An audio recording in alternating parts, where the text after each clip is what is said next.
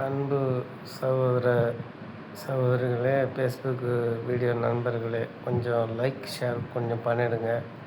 நான் ரொம்ப நாளாக கொஞ்சம் வீடியோ போடாமல் விட்டுட்டேன். விஜய்க்கு உறுதுணையாக இருக்கணும். அவர் ஒரு 20 நாள் 30 நாளாவது என்ன செய்கிறாருன்னு பார்க்கணும். இல்லை அவரை நம்ம விளம்பரப்படுத்துகிறதா இல்லை விமர்சிக்கிறதான்றத நம்ம கரெக்டாக பண்ணணும் அப்படின்றதுனால நான் எந்த வீடியோவுமே போடலைங்க. அவரை பற்றி தப்பாக பேசக்கூடாதுன்றதில் நான் கவனமாக இருந்துட்டேங்க. ஆனால் இப்போ என்ன சூழ்நிலைன்னா, அவர் சரியான முறையில் ட்ராக் பண்ணலை அவர் கட்சி அப்படின்றத நான் தெளிவாக தெரிஞ்சுக்கிட்டேங்க. ஏன்னா அவர் கூட இருக்கார்ல ஆதவ அர்ச்சனா, அவர் வந்து அவங்க சொந்தக்காரங்க மொத்தமே கள்ளக்கடத்தில் சம்மந்தப்பட்டவங்க, கஞ்சா அபின் போன்ற விற்பனையில் சம்மந்தப்பட்டவங்க அப்படின்ற மாதிரி நிறைய வீடியோக்கள் வருது. அரெஸ்ட் ஆகிற சூழ்நிலையில் ஒருத்தர் இருக்கார். அவங்க வெளிநாட்டில் பதுங்கி வாழ்கிறதாகவும் சொல்லப்படுது. இந்த மாதிரி பிரச்சனைகள் இருக்குங்க. இதில் விஜய் கூட சம்மந்தப்பட்டிருக்கிறதா பேக்ரவுண்டு இருக்கிறதா சொல்கிறாங்க. இந்த மாதிரி நிறைய சிக்கல் இருக்குங்க. எது உண்மை இல்லை அப்படின்னு தெரியலங்க. ஆனால் நிச்சயம் ஒன்று சொல்கிறேங்க,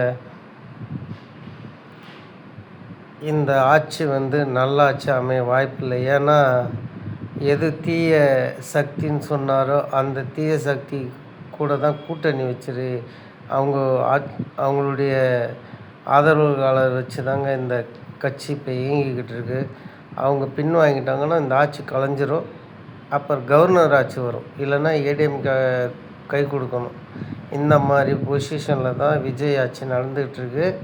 விஜய் ஆட்சி நிரந்தரமா அப்படின்னு கேட்டால் சாத்தியமில்லாத ஒன்று. வேறு வழி இல்லைங்க.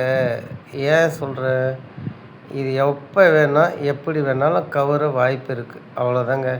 இதை மட்டும் புரிஞ்சுக்குங்க. ஆனால் வரக்கூடிய ஆட்சியை நல்லதாக தேர்ந்தெடுங்க. இந்த மாதிரி அவர் சொன்னதை எதையுமே அவர் கடைப்பிடிக்கலைன்றதை கொஞ்சம் கவனத்தில் வச்சுக்கோங்க. நான் யாரையும் குறை சொல்ல விரும்புங்க. நல்லா ஆட்சி பண்ணாங்க சொல்லுவேங்க, சத்தியதோஷம் பேசுவேன். விஜய் வந்து சரியாக பண்ணலை. ஏன்னா அவருடைய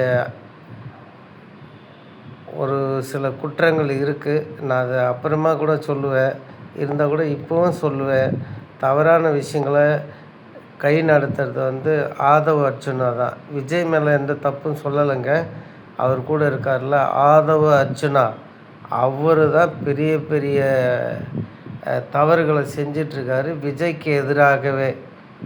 நான் இல்லைன்னா நீ கிடையாது அப்படின்ற மாதிரி விஜயே பிளாக்மெயில் பண்ணி தான் ஆதவ அர்ச்சனா செஞ்சிட்ருக்காரு.